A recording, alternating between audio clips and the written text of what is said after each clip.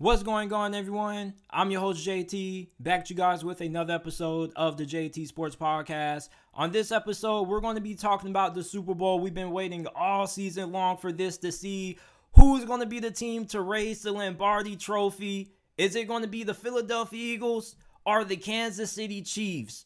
The Philadelphia Eagles, in my opinion, are one of the most talented teams to ever make it to the Super Bowl. I mean, this team is stacked at every single position.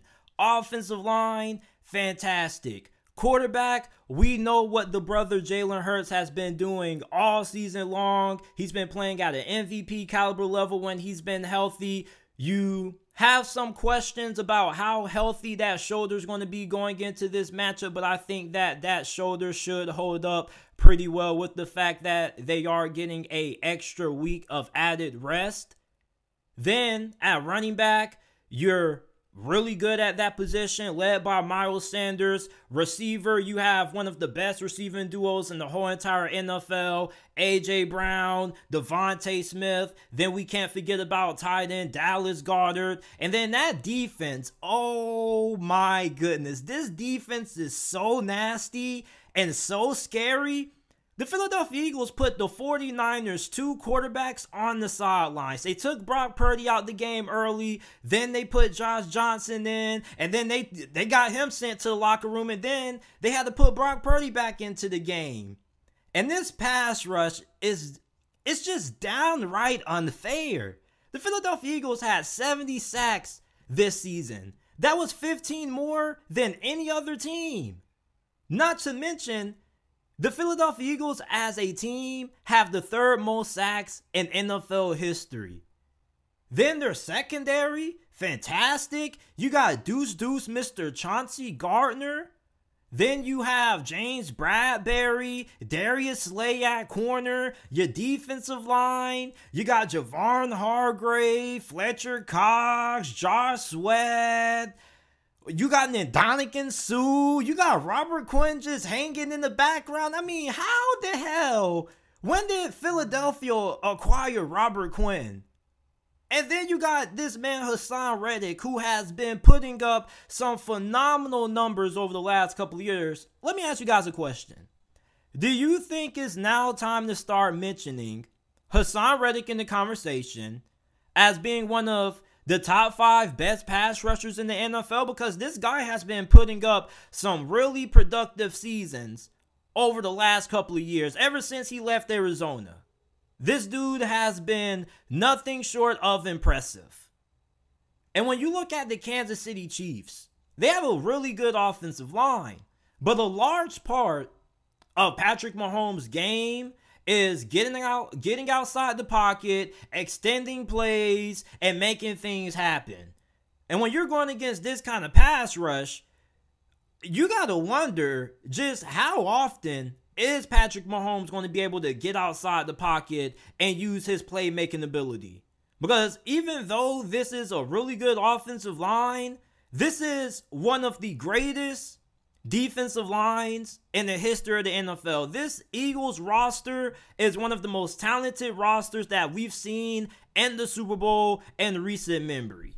Now, of course, the most talented team doesn't always win the Super Bowl. We've seen a lot of examples, like when the New England Patriots lost to Eli Manning twice. But then you look at the matchups, because at the end of the day, football is still a game of matchups. I think there's a big mismatch between the secondary of Philadelphia versus the wide receiving core of Kansas City. And Chiefs fans are probably going to push back against that, and I will understand. But this is a really outstanding secondary that Philadelphia has. And a lot of Kansas City's production and the pass game has kind of come from everywhere. They've gotten production not just from the receivers, but Travis Kelce, the running backs, McKinnon, Isaiah Pacheco. But in this game, where you have concerns about how healthy your receivers are going to be, I think that the matchup kind of favors the Philadelphia Eagles. If they can take away Travis Kelce, is there any other option And this passing attack for Kansas City that you really can say with a lot of confidence is going to be able to have success against this Philadelphia Eagles pass defense. This is the best pass defense in the NFL. Now, Kansas City has the best pass offense in the NFL as well. So it's one of those classic matchups of the best passing offense versus the best passing defense. They have a great secondary with a great pass rush. And I don't really think these Kansas City Chiefs wide receivers are going to be able to have a lot of success creating separation against this Philadelphia Eagles secondary. Now, I know that Philadelphia's defense got carved up during the regular season by Dallas, but that was just an outlier. How consistently has the Philadelphia Eagles defense been all year? It's been consistent when it came to shutting down the New York Giants and shutting down the San Francisco 49ers. And even if Brock Purdy would have played for that whole entire game, I don't really think the final outcome would have been all that different. When you got this kind of talent and this kind of depth on the defensive line, it's really hard to game plan for. And if you don't really have an elite wide receiver who you know can get the job done, I think it kind of makes it a little bit hard on your offense.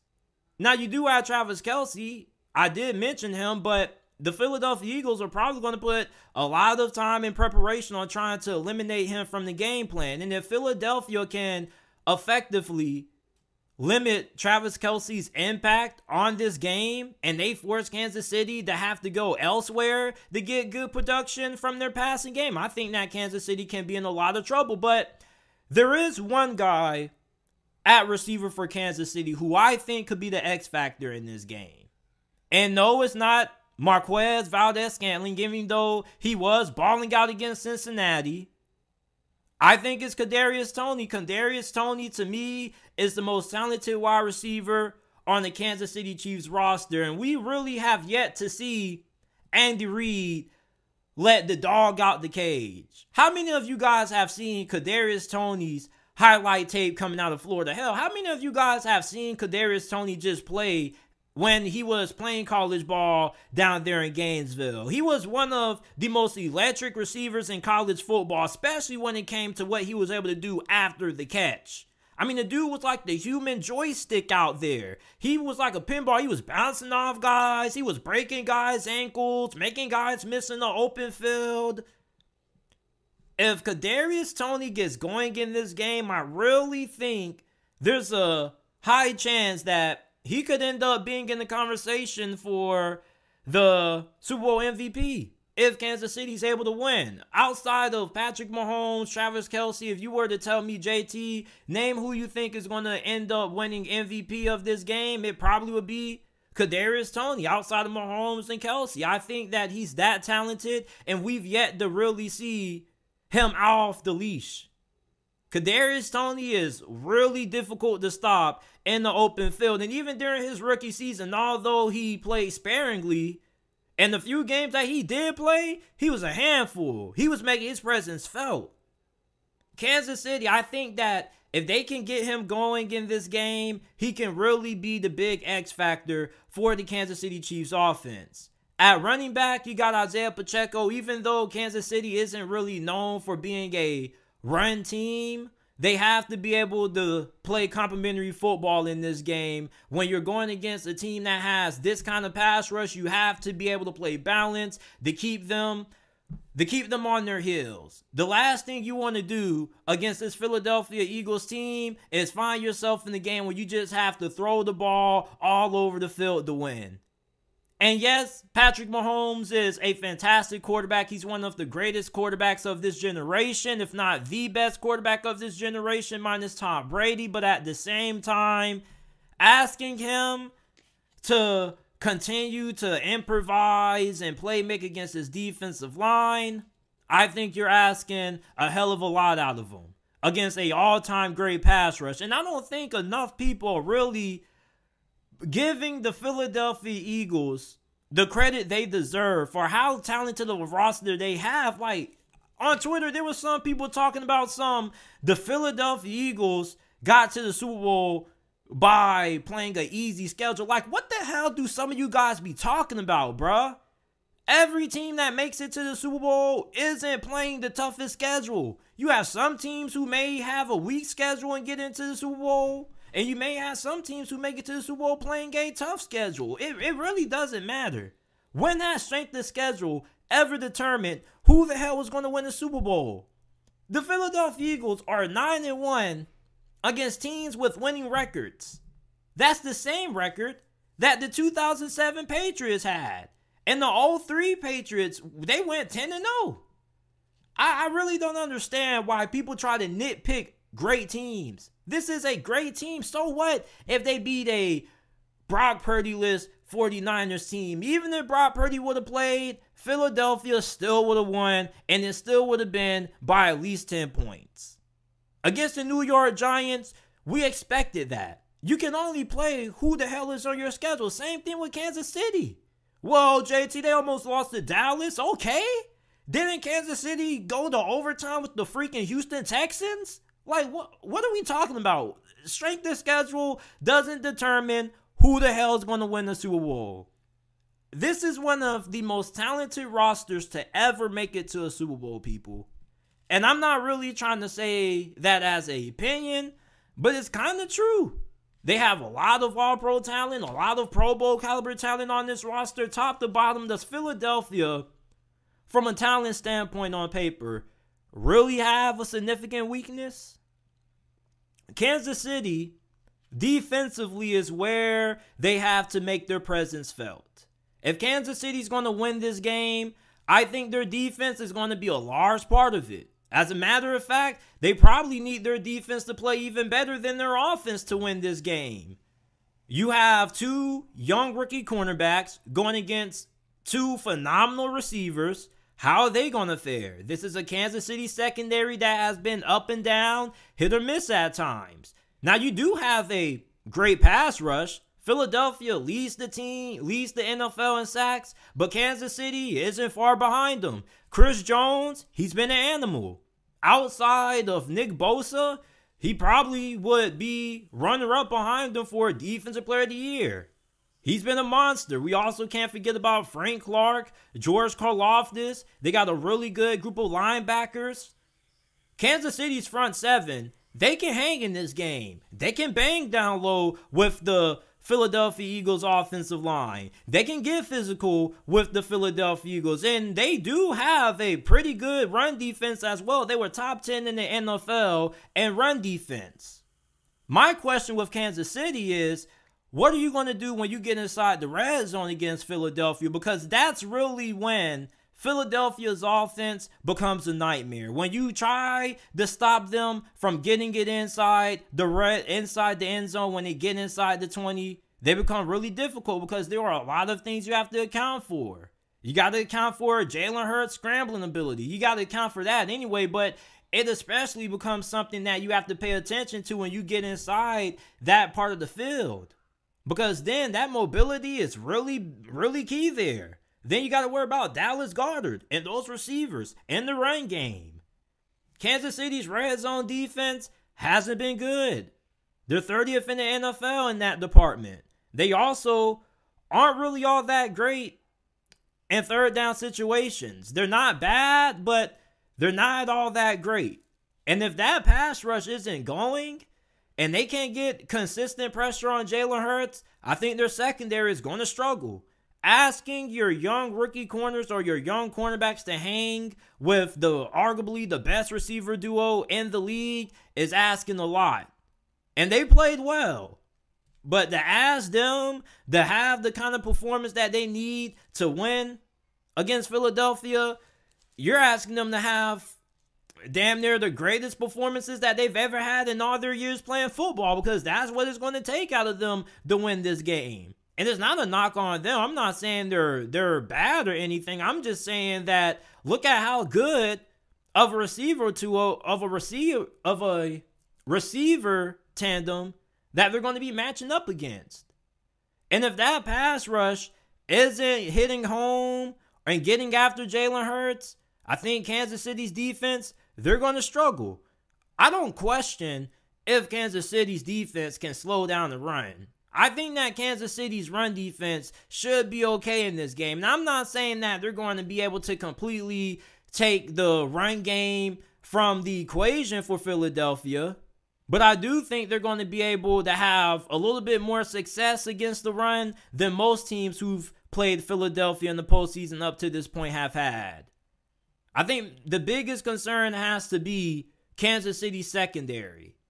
If that pass rush isn't getting after Jalen Hurts, can this secondary find ways to slow down these receivers? For Philadelphia, my concern is this.